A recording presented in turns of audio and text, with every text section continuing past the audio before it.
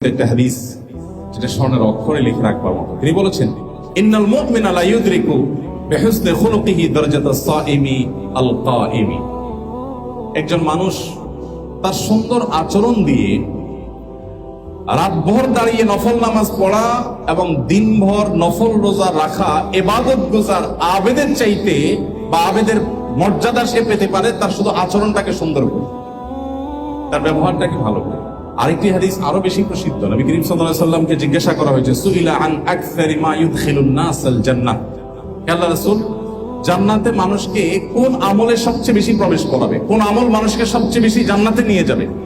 এমন একটি প্রশ্ন, যে প্রশ্নের উত্তর জানবার জন্য যে কোনো ইমানদারের মন উদ্গ্রীব থাকার কথা, যে কোন আমল সবচেয়ে বেশি মানুষকে জান্নাতে নেবে, কমন আমল, যে এটার মাধ্যমে জান্নাতে যাওয়ার পথ সবচেয়ে সহজ হবে।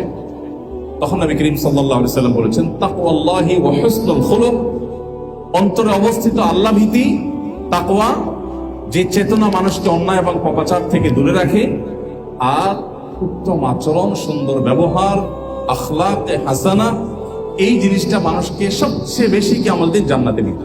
নবী করিম সাল্লাল্লাহু আলাইহি সাল্লামের আরেকটি হাদিস আছে, তিনি বলেছেন, ইন্নামিল আকমালিল মুমিনিনা ঈমানান আহসানুহুম খুলুকা, ঈমানদারদের ভিতরে সবচেয়ে উত্তম আচরণকারী ব্যক্তি হবে ঈমানের ক্ষেত্রে সবচেয়ে পরিপূর্ণ।